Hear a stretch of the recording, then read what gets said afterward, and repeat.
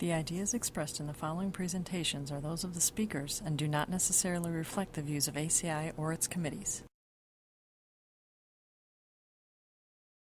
ACI web sessions are recorded at ACI conventions or other concrete industry events and will be made available for viewing free of charge for 1 week. Thereafter, they will be archived on the ACI website or added to ACI's online CEU program, depending on their content.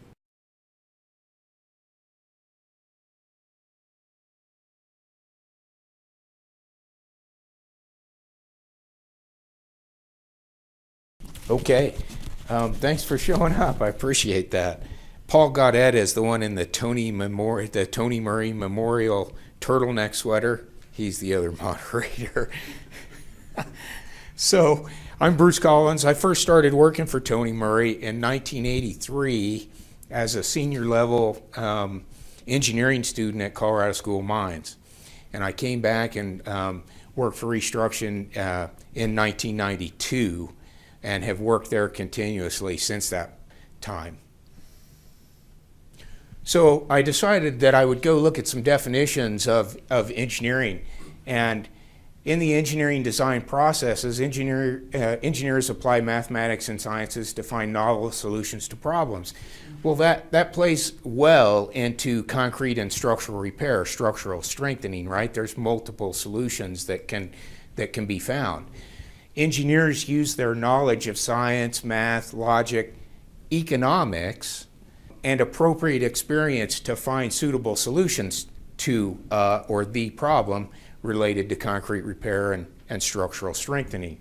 So economics is the key word for me there because it's so easy to go out and design or to construct repairs or structural strengthening that's very expensive. It's difficult to put into practice a good engineering concept that also has economic viability.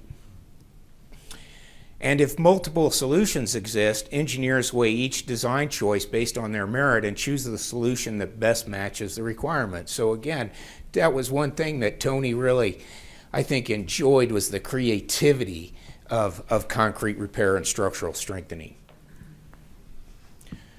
This is a project that I worked on last summer that had some creativity and multiple solutions associated with it. It's a 12-inch thick, conventionally reinforced concrete podium slab. The columns are spaced at 26 feet on center. The size of this podium slab is 400 feet long by 90 feet wide. And as you can see, there's the beginning of the wood framing, 3 stories of wood framing, 4 separate buildings that are built on top of this podium slab.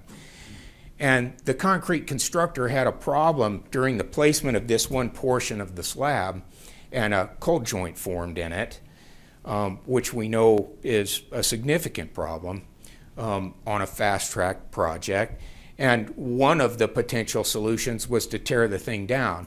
But of course, that's not very economical. And so we went in and we decided that we would try and epoxy inject this cold joint and fuse the concrete back together. So the difficulty, of course, was in finding that void and whether those voids were interconnected or not. So one thing led to another. We did the epoxy injection, we pulled some cores, we did tensile strengths of those injected. That didn't work very well. We went to phase 2.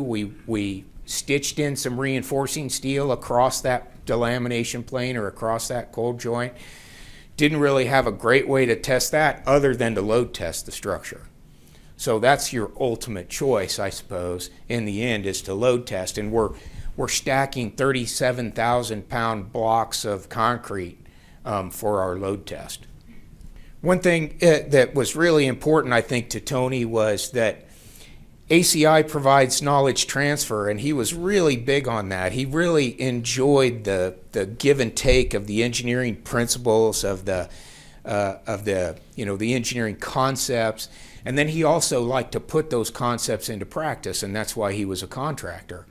But there are lots of guidelines that are written that Tony helped write that are still very viable today that you should use in your concrete repair and structural strengthening practices. I particularly like ACI 222. That's a really, really good dissertation on corrosion of reinforcing steel in structural concrete. Tony was the chairman in ACI 546 for a really long time. So I implore you to use ACI and to participate in ACI, sharing your knowledge and experience with others. Tony did ACI Concrete Repair Basics too. He was on the speaker faculty there for a long time with a lot of guys in this room, Pete and Paul and myself. One of the very first things that you need to do in your problem solving related to structural repair is to review the original construction drawings of the structure itself. Ask for those and review those. There's a lot of information in there that's needed to analyze the structure, to determine the concrete mix designs that were used. And if you don't have that, and even if you do have that, you need to go develop an investigation program that determines the relevant parameters that you're trying to find. You're trying to find the problem, why the concrete's deteriorating, why the structure is not behaving the way the original designer intended it to behave. That might include chloride ion content testing. That information, there's threshold information in the ACI documents. It might include crack mapping. If you go and map all of the cracks, you might find that there's a lap splice problem based on the pattern of the cracking in a certain amount or a certain location where the reinforcing steel is lapped. You might have to do some destructive testing to locate and observe the existing reinforcing steel. And petrography is an excellent tool to use to determine a cause of concrete deterioration. This is a project I worked on 7 or 8 years ago, and it's a soda ash plant in western Wyoming. So I got called out to this soda ash plant, and we observed this hole. A hole had developed in the roof slab of the final product silos in this big industrial plant. So I went out there back in 2009. I had an initial site visit, and I wrote them an observation report, things that I saw. I asked them for the original construction drawings. They had those and provided them to me. I did a literature search on soda ash, and one interesting thing that I found about in that literature search is that soda ash is soluble in water.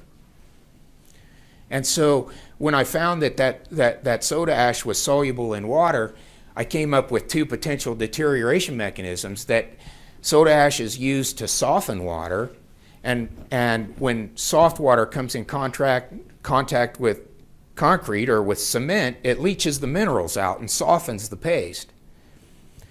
And it could possibly be, since it was soluble in water, it could possibly be a salt scaling problem. So we recommended petrography, and the owner knew that was something worthy of doing.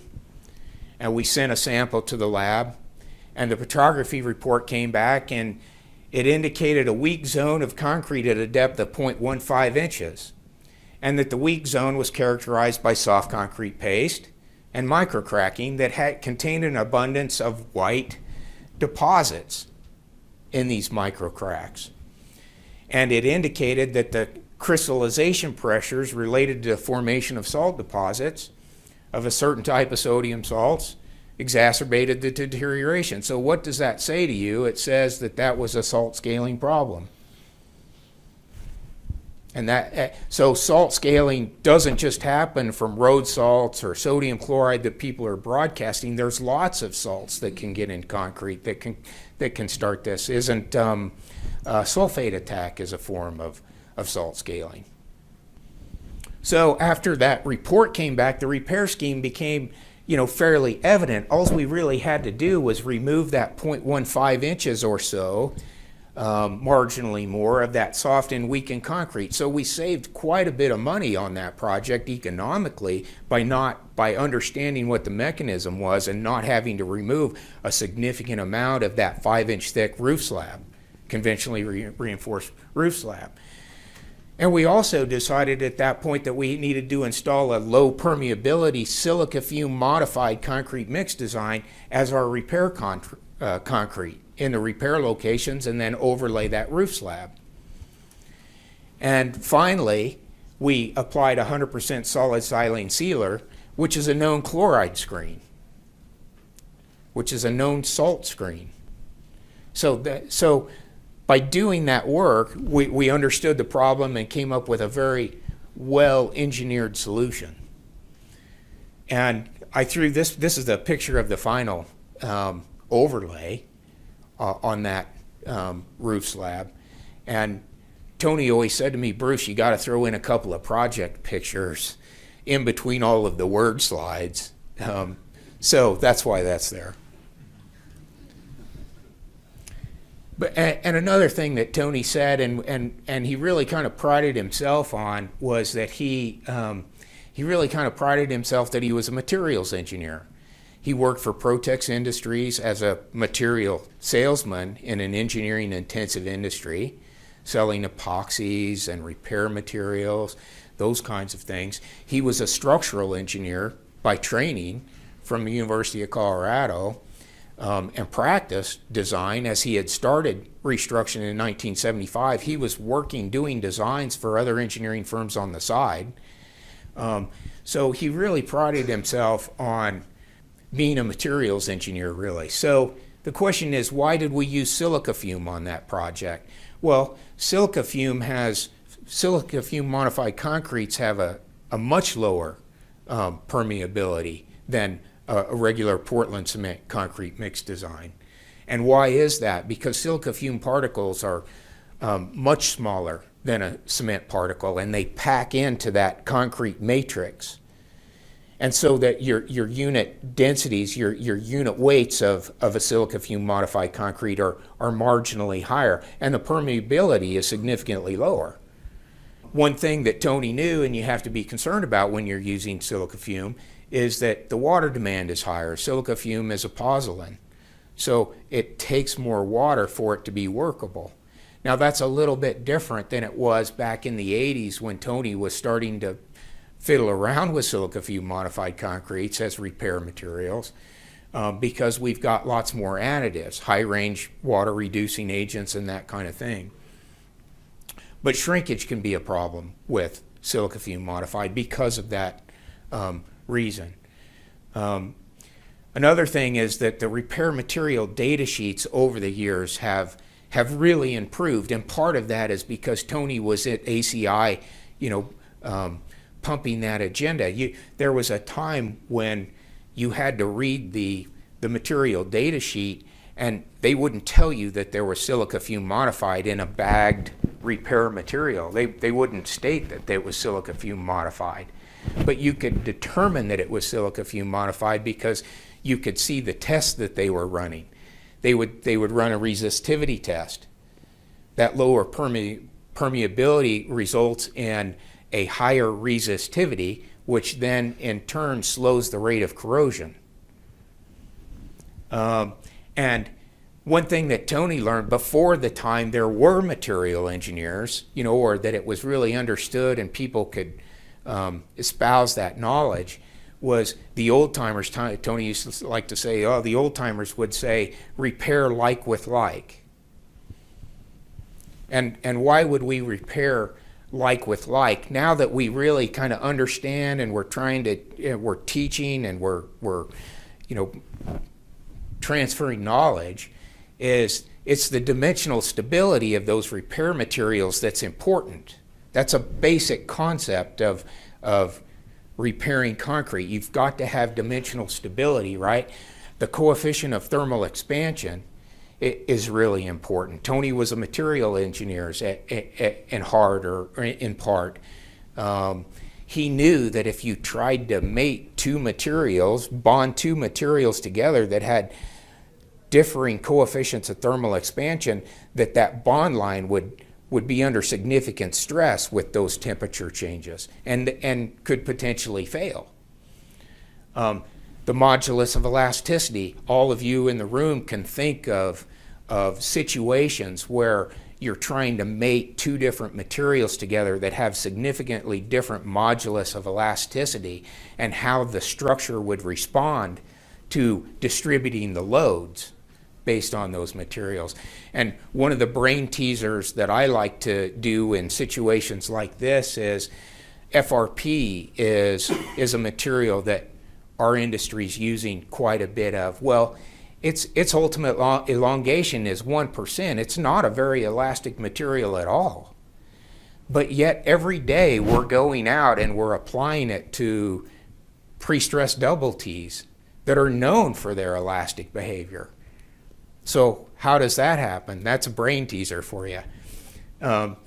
Drying shrinkage is also a dimensional stability concern, obviously a big one, which leads me to about 1986 or 1987. There was a guy named Paul Carter who was a very, very good practicing field engineer. And at the time, he was with the Alberta Department of Transportation.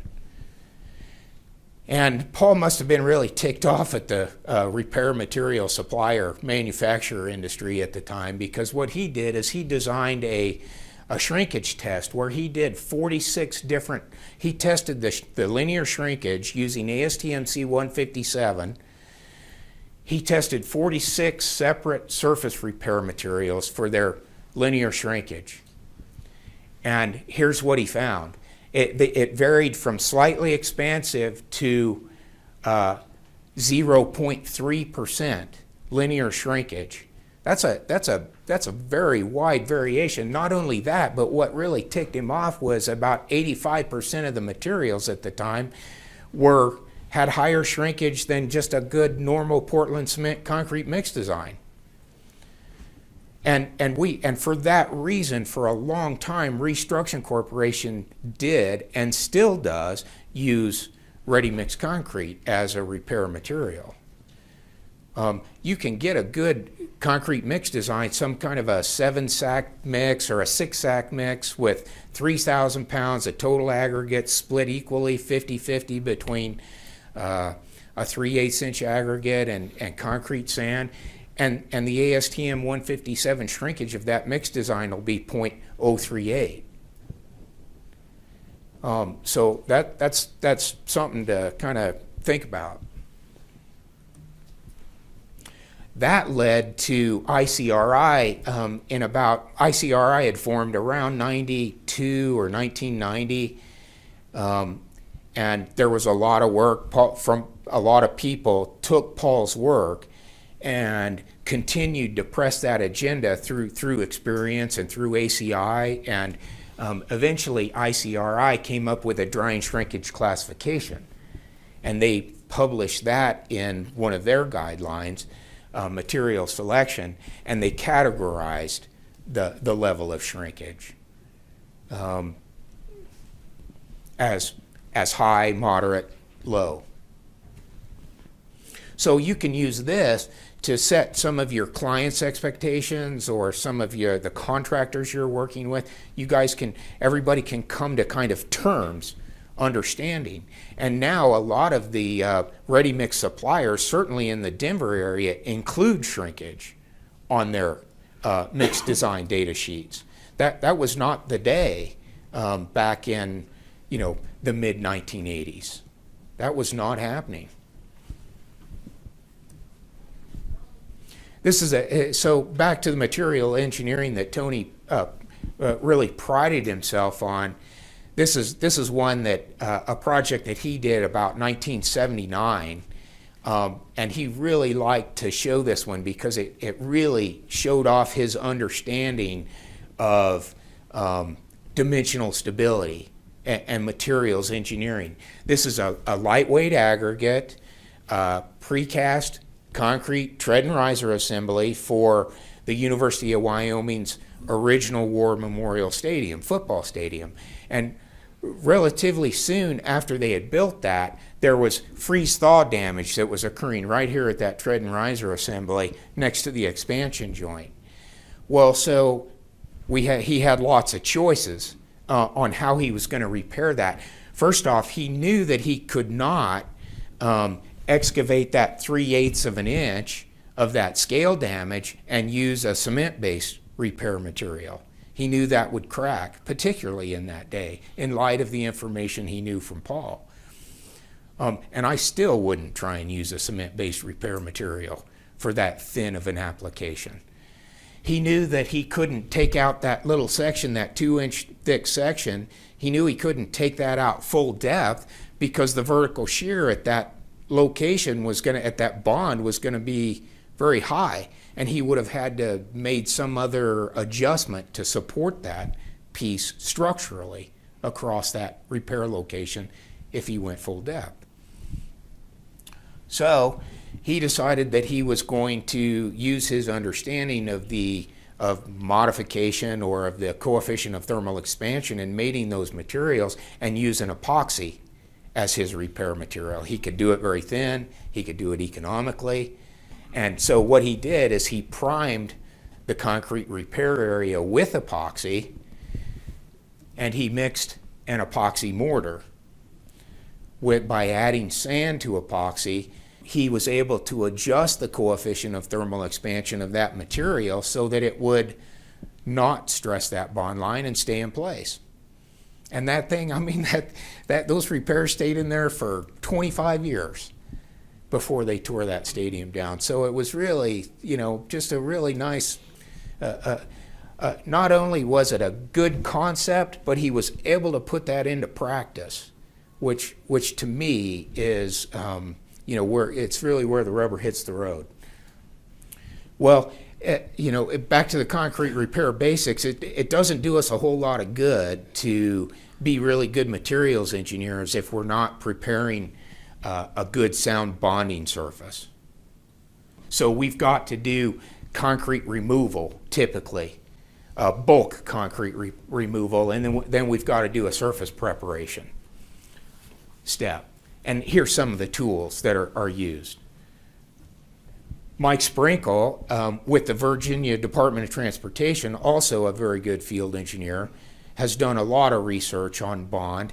He did one of his first papers, and some of his first published research was also in the late 80s, early 1990s, and he concluded that the tool that you used for your bulk concrete removal, and this is known, it affects your bond strength of the material, of your repair materials. And why is that? Because there's microcracking microfracturing that can occur right there in that microscopic layer when you use those heavy tools to do your bulk concrete removal.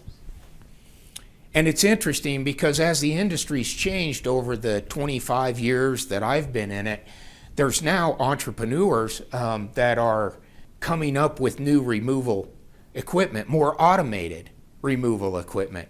And what's interesting about it is they're putting bigger hammers on it. So they're putting rivet busters, 25-pound hammers on this automated equipment to get more productive concrete removal.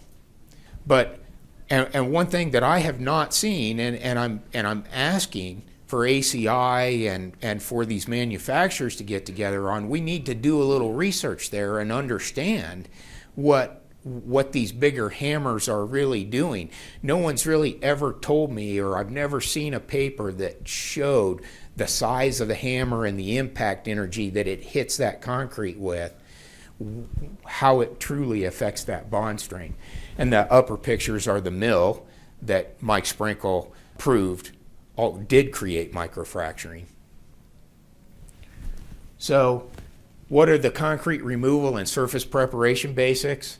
First off, hydrodemolition, using a hydrodemolition machine, it minimizes or eliminates the microfracturing, and it results in a higher bond strength and a tighter variation. If you go back to that graph, you saw that variation around the mean on the hydrodemolition, the hydroblasted portion that Mike Sprinkel did. So number two, strive for conservative removal depths, particularly when you're doing re-passivation of reinforcing steel or corrosion and reinforcing steel repairs. You've got to strive for very conservative depths. You want to get all the way around the reinforcing steel that's corroding, because that the high alkalinity of the fresh concrete repassivates that reinforcing steel. If you don't do that, you're leaving a mechanism in place, particularly an electrochemical type corrosion mechanism. And there are limitations on the repair material thickness, just like we saw on the Wyoming project, on the football stadium project. Okay, so clean open pore structure. Here's a really good square in 3 dimensions is really important. See how the recommended, this is the best practice here on the lower right. That's square in 3 dimensions. Lots of guys leave this along the edge. This is a picture of square in 3 dimensions. An important thing here, and I'd like to get through this, Pete, is that Mike Sprinkel concluded that we needed to have a bond rupture strength test should be specified. And guys like Cal Hendo were doing work back in the early 1980s and trying to develop a field test where we could measure the tensile strength of our repairs, the tensile bond strength of our repairs. This is something that we do a lot of. We still use a scrub coat of the grout. The saturated surface dry is important, and we still use a scrub coat of the grout in patch repairs and large overlay repairs. This is how we do it in practice. And what we try and get to is to this composite bond, right? We're trying to get to this composite bond, not having to pull cores and take them to a lab and pull them in tension. Mike Sprinkel wanted this field test. And what happened was, and I wrote one of the first practice articles on tensile bond pull testing. And all the manufacturers now have developed a tensile bond pull tester. And this is the new field test that we should be using to test that bond strength. This is a project that I did where I got to put all of this information together, these folded roof plate slabs, 3.5-inch thick roof plate slab that had a fire in it. And so we used hydrodemolition to remove the fire damaged concrete, and we ended up with this really super bonding surface from that hydrodemolition as a mock-up, because we were trying to prove our methodologies. Look at the surface area that we have to bond to there from the hydrodemolition. Now we know why hydrodemolition can create a really great bond. Here are some of the cores that we took from the tensile bond field test. And you can see how that we have composite bond. We have failure in the parent concrete here. We used a dry mix shotcrete as the repair material, and the upper left you can see the dry mix shotcrete poking through the fracture plane. Here are the results of that, and this was included in that practice article that I published related to field testing. Average 235. The basics of microcell. Macrocell corrosion is typically induced by, this is microcell corrosion, so where the corrosion extends down the length of the bar versus a top mat and a bottom mat in an electrochemical cell or a battery that gets set up. So the commonalities of a durable repair are, you've got to excavate 4 to 6 inches outside of the last visible corrosion. That's really important in a microcell for sure. Why is that? Because that 4 to 6 inches is still anodic. It's trying to be anodic. And our industry termed that the anodic ring effect. Did they not? Everybody's heard of the anodic ring effect. And in fact, some of our industry has tried to come up with ways to mitigate the anodic ring effect. And I'm saying what you can do is just over excavate that concrete so that you're in a passive part of reinforcing steel. Okay, let me see what else I can do here. This is one that, yeah, I love telling stories. Okay, so this is what not to do. You can see that picture. This is a project I did at a power plant where we put a coating on the inside of these fan stack assemblies to dry out the concrete. Because if you can change the resistance of the concrete, you can slow down the rate of corrosion. So we dried the concrete out and tested it with a silver chloride corrosion rate probe. And the untested assemblies, 2Bs, the 2s, versus the 1A assemblies, you can see how we immediately affected the corrosion rate. And we went back 3 years later and got to measure those same spots again. And you can see how we affected the corrosion rate 3 years later, and the concrete resistance was significantly lower 3 years later. So we dried that concrete out, which slowed down our rate of corrosion. And in the end, so the basics still matter. Learn and understand the underlying cause of the deterioration. Do what Tony did. Apply the engineering principles in the development of your solution. Select the right repair materials and the methods based on your solution. And use best practice construction techniques during work execution. Thank you.